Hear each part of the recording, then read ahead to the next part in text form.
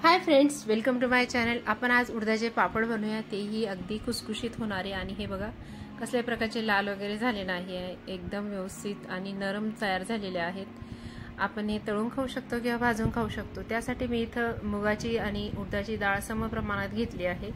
डाळीचं प्रमाण तुम्हाला पाहिजे तसं घेऊ शकता, उडदाची जास्त मुगाची कमी किंवा मुगाची जास्त उडदाची कमी, तुम्हाला पाहिजे तसं डाळीचं प्रमाण कमी जास्त आपण करू शकतो। डाळ स्वच्छ करून घेतली, एका कपड्याने पुसून घेतली स्वच्छ आणि उन्हात वाळून घेतलेली, त्यानंतर दळून घेतली आणि गाळून पण घेतली। यामध्ये मसाला टाकायच्या आधी मी आपल्याला पापड लाटण्यासाठी जे पीठ लागतं ते काढून घेतलं आहे आणि हे पॅकेट घेतलं आहे रामबंधूचं। या पॅकेटचं प्रमाण म्हणजे 1 किलो पिठासाठी 1 पॅकेट वापरतात, पण यामध्ये मीठ सुद्धा असतं, पण ते आमच्या घरात जरा खरट लागतं, कारण याचं जे मिठाचं प्रमाण आहे ते थोडं जास्त लागतं। त्यामुळे मी 1.5 किलोसाठी 1 किलो अशा प्रमाणामध्ये हे पॅकेट वापरते। तर आपली जी पिठाची गाळणी असते ती घेतली आहे मी। थोडं गाळून घ्यायचं, म्हणजे यातले जे मिरेचे मोठे जाड तुकडे असतात त्यामुळे पापड फाटून जातात, त्यामुळे थोडंसं गाळून घेतलं। आणि हे जे मिरे आहेत हे मिक्सरच्या भांड्यामध्ये टाकून फिरून घ्यायचे। हे बघा किती जाड मिरे असतात हे, तर त्यामुळे मी हे गाळून घेतलं, मिक्सरच्या भांड्यात टाकलं आणि परत एकदा हे गाळून घेतलं। असं 2 वेळेस केलं मी आणि त्यानंतर वरती राहिलेले मिरेचे जे तुकडे आहेत ते परत यात टाकून दिले, कारण नंतर बऱ्यापैकी बारीक झाले होते मिरे। मिक्स करून घेतलं व्यवस्थित, चांगलं एकजीव करून घ्यायचं। आणि सकाळीच हे पीठ भिजवून ठेवलं मी, म्हणजे जवळपास 2-3 तासासाठी पीठ भिजवून घ्यायचं, म्हणजे आपल्याला ते जास्त कुटावं लागत नाही, अगदी लवकर भिजून जातं आणि नरम होतं। आणि पीठ खूप हाताला आणि आपण ज्या भांड्यामध्ये पीठ मळतो त्याला चिटकतं, त्यामुळे मी असं तेल लावून घ्यायचं, म्हणजे पीठ हाताला चिटकणार नाही। त्यानंतर मी हे पापड आज एकटीच करणार होते, त्यामुळं मी आज जेवढे पापड लाटणार होते तेवढंच कणिक या थाटामध्ये काढून घेतलं आणि पापड लाटून घेण्यासाठी पीठ काढून घेतलेलं आहे। आपण आता भिजवून घेऊया। खूप कमी पाणी लागतं आणि एकदम सावकाश पाणी घालायचं या पिठामध्ये, आणि चिकट असतं उडदाची डाळ असल्यामुळं, त्यामुळे अगदी सावकाश पाणी घालत घालत हे कणिक मळून घ्यायचं।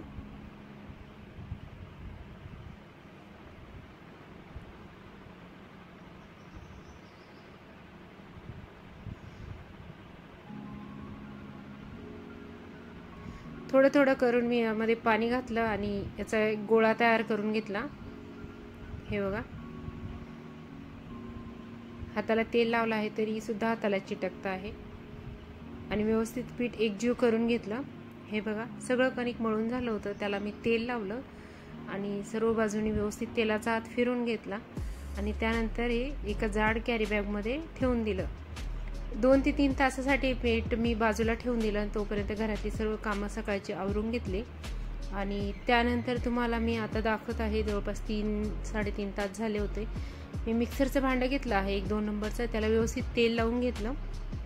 आपण हे पीठ कुटू पण शकतो किंवा मिक्सरच्या भांड्यात टाकून फिरवू पण शकतो। तेलाचा हात लावून घ्यायचा आणि थोडासा उंडा तोडून घेतला मी पिठाचा, आणि याचे छोटे छोटे गोळे करून या मिक्सरच्या भांड्यामध्ये टाकून घेत आहे।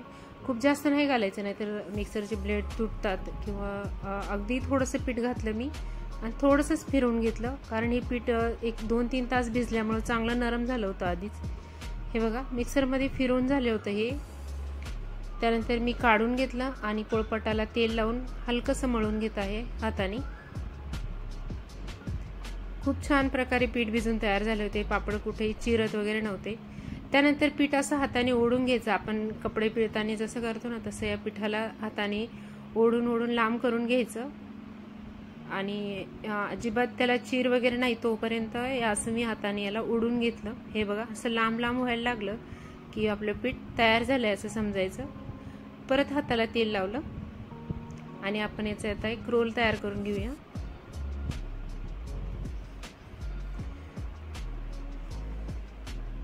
हे बघा मी याचा रोल तयार केला, त्यानंतर एका चाकूला मी थोडंसं तेल लावलं आणि आपल्याला जेवढ्या आकाराचे पापड तयार करायचे आहेत तेवढ्या मी याच्या लाट्या पाडून घेतल्या आहे। लाट्या तयार करून घेतल्या, परत त्याला थोडंसं तेलाचा हात लावला, म्हणजे ज्या लाट्या आहेत एकमेकांना चिटकणार नाही। आणि तयार केलेल्या लाट्या मी एका कॅरी बॅगमध्ये घातल्या।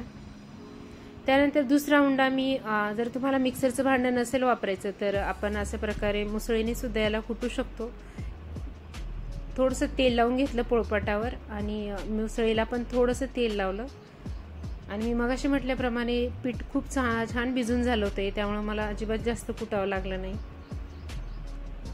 बरेच जण हे पीठ आपण पापड करताना रात्रीचं सुद्धा भिजवून ठेवू शकतो, काहीच होत नाही, याला व्यवस्थित राहतं अगदी। हे बघा मी कुटून घेतलं आणि त्यानंतर परत असं याला ओढून घेत आहे।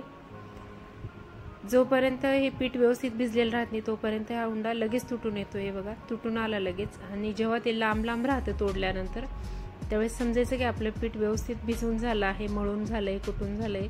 त्यानंतर मी त्याचा पण रोल तयार केला आणि छोट्या छोट्या लाट्या तयार करून घेतल्या।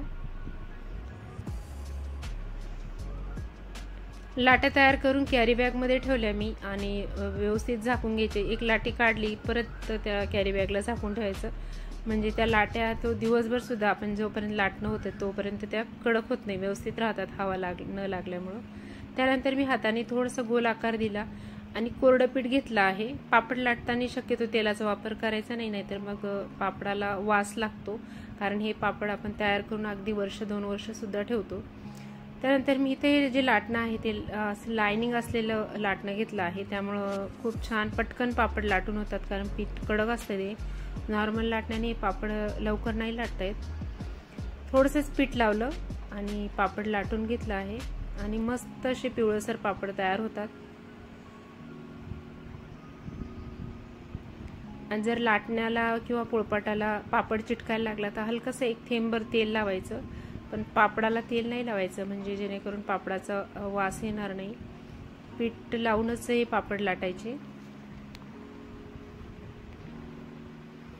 एक वेळेस पीठ लावूनच हे पापड मी लाटून घेतला आहे। तुम्ही बघू शकता मस्त असा पापड लाटून तयार झालेला आहे, अगदी पोळपाट दिसत आहे एवढा पातळ हा पापड लाटता येतो। हे बघा हाताची बोटं सुद्धा यामधनं दिसत आहे। लाटून घेतलेला पापड मी एका ताटामध्ये ठेवला आणि परत दुसरा अजून एक तुम्हाला लाटून दाखवते। अशा प्रकारे पापड लाटून घ्यायचे आणि जवळपास 10 ते 15 पापड किंवा 20 ते 25 पापड एकावर एक ठेवून ताटामध्ये जमा करायचे। त्यानंतर पापड सुकत घालायचे, म्हणजे ते व्यवस्थित अजून पिवळा कलर येतो त्याला। थोडंफार जर पीठ लागलेलं राहिलं किंवा आपल्या घरातील लहान मुलं वगैरे त्यांनी जर मदत केली पापड लाटायला, थोडे पांढरट राहिले तर पापड एकावर एक ठेवल्यामुळे ते पिवळे होऊन जातात। हे बघा दुसरा पण लाटून घेतला, मस्त पापड तयार करून झाला। त्यानंतर मी हा पापड आधीच्या पापडावर ठेवला। अशा प्रकारे मी 10-15 पापड एकत्र करून घेते आणि त्यानंतर पापड हे सुकत घालते। हे बघा इथं पापड तयार करून झाले आहेत बऱ्यापैकी, आणि मी इथं हॉलमध्येच एक कपडा आथरला आणि त्यावर हे पापड वाळत घातलेले आहे। पापड वाळत घालताना लक्षात ठेवायचं, थोडा वेळ सुकल्यानंतर एक 10-15 मिनिटात सुकले की त्यानंतर जमा करून असे ताटाखाली ठेवून द्यायचे, म्हणजे पापड वाकडे होत नाही। जर आपण ते असेच ठेवले तर पापड वाकडे होऊन जातात, पण एकावर एक ठेवून त्यावर ताट ठेवायचं, म्हणजे पापड सरळ राहतात आणि वर्षभर आपण जेव्हा ते स्टोअर करणार असतो तेव्हा सुद्धा ते व्यवस्थित आपल्याला वापरता येतात। अशा प्रकारे मी सर्व पापड लाटून घेतले आणि ताटाखालीच ठेवले। जसे वाळून झाले होते घरामध्ये तसे मी ताटाखाली सर्व ठेवले।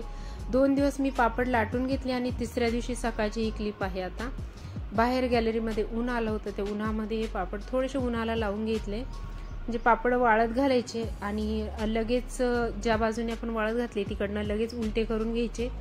उलटे करून झाले की लगेच जमा करून घ्यायचे। अशा प्रकारे थोडंसंच ऊन दाखवायचं एक 5-10 मिनिटासाठी, म्हणजे पापड वर्षभर खराब होत नाही। आणि अशा प्रकारे वाळलेले पापड शक्यतो कॅरी बॅगमध्ये घालून ठेवायचे, म्हणजे पापड व्यवस्थित राहतात, बिलकुल खराब होत नाही। त्यानंतर तेल गरम केलं मी आणि तुम्हाला इथे पापड तयार करून दाखवते। बघा मस्त असा पापड तयार झाला आहे। व्हिडिओ आवडला असेल तर लाईक, शेअर, सबस्क्राईब करा। तुमचा अमूल्य वेळ देऊन व्हिडिओ बघितला त्याबद्दल खूप खूप धन्यवाद। परत भेटू आपण नेक्स्ट रेसिपीमध्ये। Thank you so much.